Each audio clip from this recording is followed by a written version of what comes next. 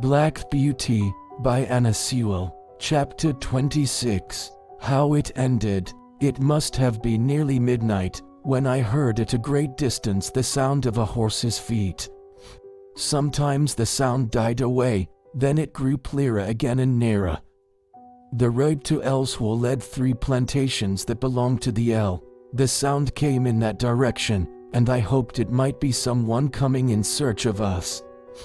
As the sound came nearer and nearer, I was almost sure I could distinguish Ginger's step, a little nearer still, and I could tell she was in the dog cart.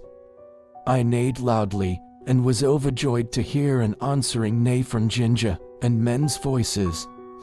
They came slowly over the stones, and stopped at the dark figure that lay upon the ground. One of the men jumped out, and stooped down over it. "It is Reuben," he said, "and he does not stare." The other man followed and bent over him. "He's dead," he said. "Feel how cold his hands are." They raised him up, but there was no life, and his hair was soaked with blood. They laid him down again and came and looked at me. They soon saw my cut knees.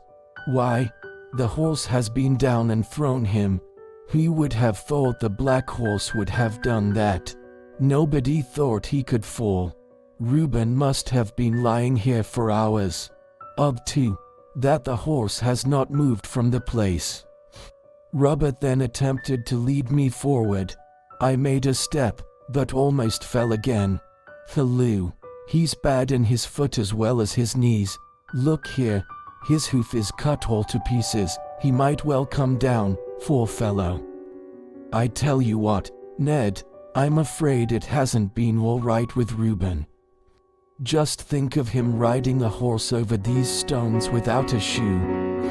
Why, if he had been in his right senses, he would just as soon have tried to ride him over the moon. I'm afraid it has been the old thing over again. Poor Susan, she looked awfully pale when she came to my house to ask if he had not come home. She made believe she was not a bit anxious, and talked of a lot of things that might have kept him. But for all that, she begged me to go and meet him. But what must we do? There's the horse to get home as well as the body, and that will be no easy matter. Then followed a conversation between them, till it was agreed that Robert as the groom should lead me, and that Ned must take the body.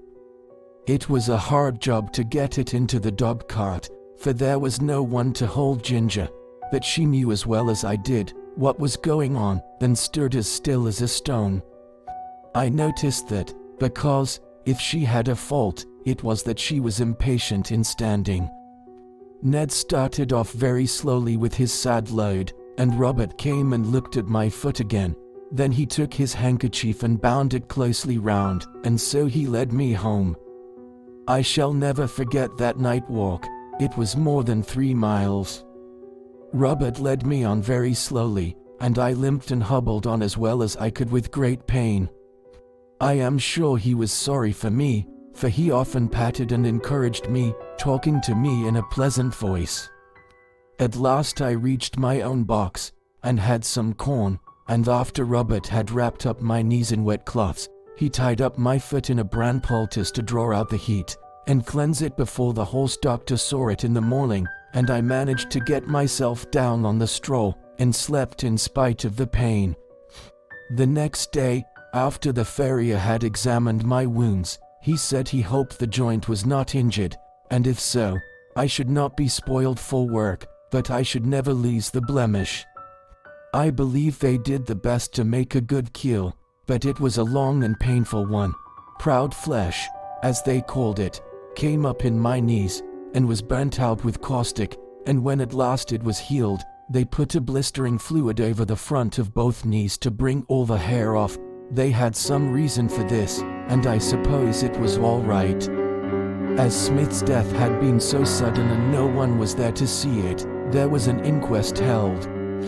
The landlord and ostler at the White Lion, with several other people, gave evidence that he was intoxicated when he started from the inn. The keeper of the toll gate said he rode at a hard gallop through the gate, and my shoe was picked up amongst the stones, so that the case was quite plain to them, and I was cleared of all blame. Everybody pitied Susan.